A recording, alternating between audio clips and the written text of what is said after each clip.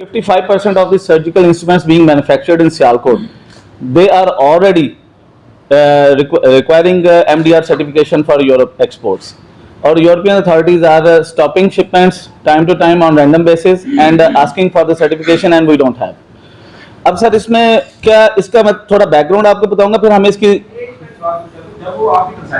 About the MDR certification, फिर हमारा जो यूरोपियन रिप्रेजेंटेटिव है जिसको हम पे ऑफ करते हैं हर साल के लिए, वो उनके साथ लाइजन करते हैं, फिर वो उनको डिक्लेरेशन देते हैं कि जी ये 6 मंथ्स में 1 ईयर में कर रहे हैं, हम इनके प्रोसेसेस को देख रहे हैं, इन्होंने ये किया वो मतलब हमें हेल्प आउट करके हम उस सिचुएशन से थ्रू करवा देते हैं.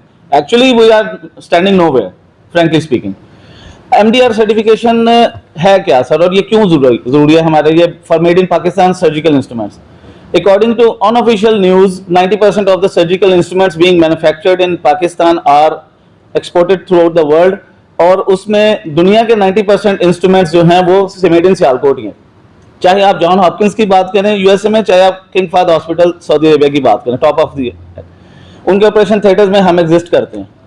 हमारा इशू ये है सर कि यूरोपियन मैन्युफैक्चरर्स एक सेगमेंट है हमारा और यूरोपियन डिस्ट्रीब्यूटर सेकंड सेगमेंट है हमारा.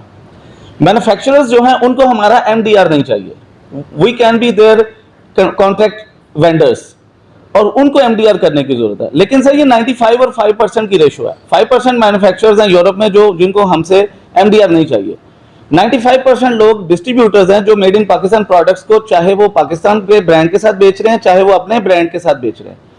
हमारे लिए ये अपॉर्चुनिटी है. TDAP इमर्जिंग पाकिस्तान के नीचे मेड इन पाकिस्तान को प्रमोट करना चाहती है. This is the best opportunity you have got over that period of time. Reason being MDR में अगर हम मैन्युफैक्चरर हैं तो European seller, distributor, buyer, they are bound to sell it with Pakistan brand and declare made in Pakistan under MDR certification. So अगर आप emerging Pakistan को उठाना चाहते हैं, मेड इन पाकिस्तान को दुनिया में लेके जाना चाहते हैं, तो you have to pass through the MDR certification as soon as possible.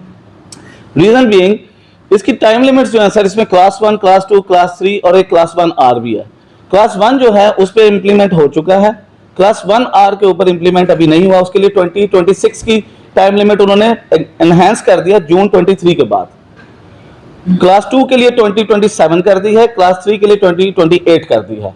और ये इसलिए कर दिया है, अब बड़ा मजेदार फैक्ट है कि हम 5 साल से सियालकोट चैम्बर से आवाज उठा रहे हैं. पिछले minister of science and technology को कहा, हमने स्मेडा से बात की, हमने PCSIR से बात की, हमने मिनिस्ट्री ऑफ कॉमर्स से बात की, सब जगहों में हमने अपनी आवाज उठाई. सियालकोट TDAP ने हमारा चैनलाइज किया हमारी आवाज को थ्रू पेपर वर्क भी, लेकिन अनफॉर्चुनेटली हमें कोई हेल्प आउट नहीं किया किसी ने भी.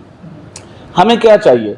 हमें एक्रेडिटेड कंसल्टेंट चाहिए यूरोपियन ऑरिजिन से सबसे पहले, क्योंकि पाकिस्तान में एक भी एग्जिस्ट नहीं करता. जो लोकल कंसल्टेंट्स हैं 2-2 करोड़ रुपया मांग रहे हैं एक्सपोर्टर से 3 माह के लिए कंसल्टेंसी देने के लिए, और उसके बाद आप क्वालिफाई करते हैं, डिस्क्वालीफाई करते हैं, उनकी सरदर्द नहीं है.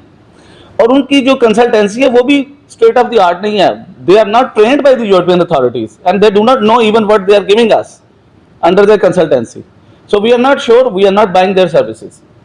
नंबर 2, हमें सबसे पहले ये एक्रेडिटेड कंसल्टेंट चाहिए. अगर TDAP EDF से फाइनेंस करके एक फ्रेंचाइजी ले आए पाकिस्तान में, हम अपने लोकल कंसल्टेंट्स आपको 10 दे देते हैं, उनको उनसे सब फ्रेंचाइजी करवा लें, ट्रेन करवा लें, ताकि पूरी इंडस्ट्री को एक टाइम पे फिर कंसल्टेंसी मिलनी शुरू हो जाए अंडर हिज अम्ब्रेला.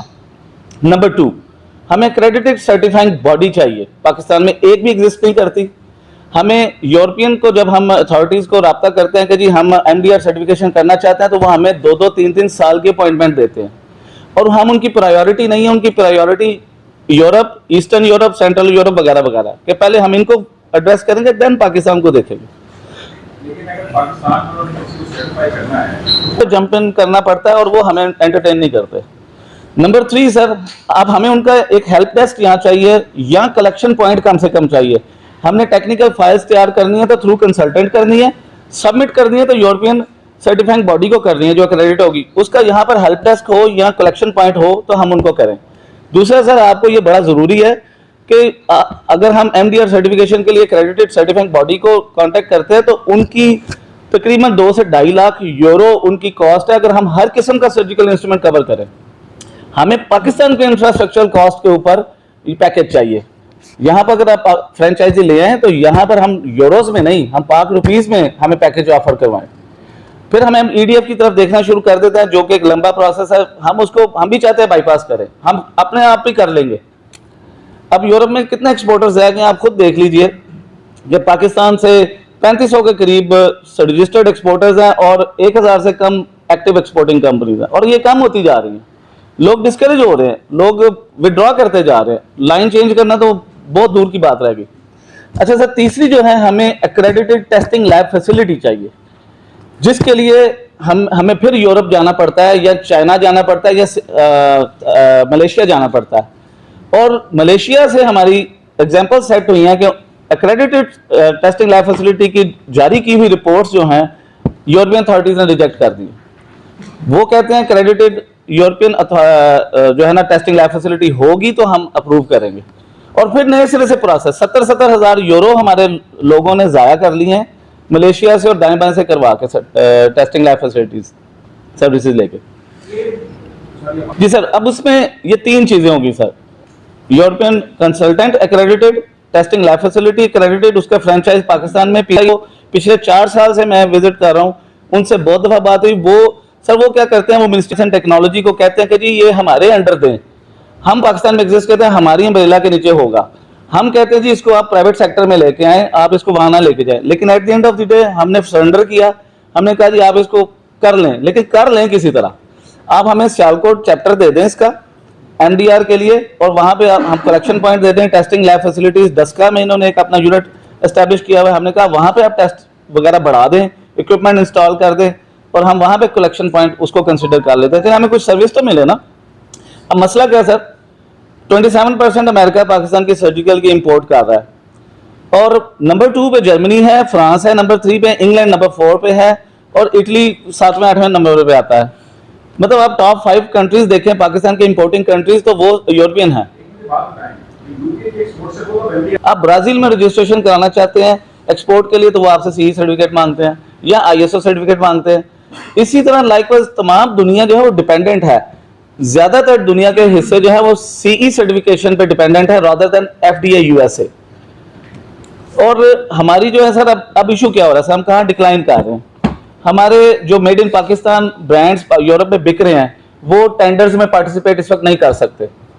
वो टेंडर के साथ एमडीआर सर्टिफिकेशन मस्ट मांग रहे हैं, और हम फारिग हैं। हमारे डिस्ट्रीब्यूटर्स जो हैं, जब वो डिक्लेयर करते हैं कि मैं मेड इन पाकिस्तान प्रोडक्ट करूंगा, तो वो कहते हैं मैन्युफैक्चरर से एमडीआर लाओ, वो भी बिजनेस डिक्लाइन हो रहा है। At the end of the day आपकी एक्सपोर्ट्स कंप्रोमाइज हो रही हैं। हमें पुश किया जाता है, टारगेट दिए जाते हैं हर साल के, जी पाकिस्तान सियालकोट बताए एक्सपोर्ट कैसे बढ़ाएगा। हम आपको सब कुछ देते हैं, हम अपने टास्क सेट करते हैं, लेकिन हमें बैक ऑफ द एंड जो है वो करना चाहता हूँ सर, अगर टेस्टिंग लैब फैसिलिटी आप पाकिस्तान में सेट करना चाहेंगे तो उसके इक्विपमेंट जो है वो 2 साल से पहले आपको डिलीवर नहीं होंगे। हमने इस पर भी वर्किंग की पीसीएसआईआर के साथ, लिहाजा हमें तो आज सब कुछ चाहिए। हमें कलेक्शन पॉइंट कम से कम दें, कंसल्टेंट दें और कलेक्शन पॉइंट दें।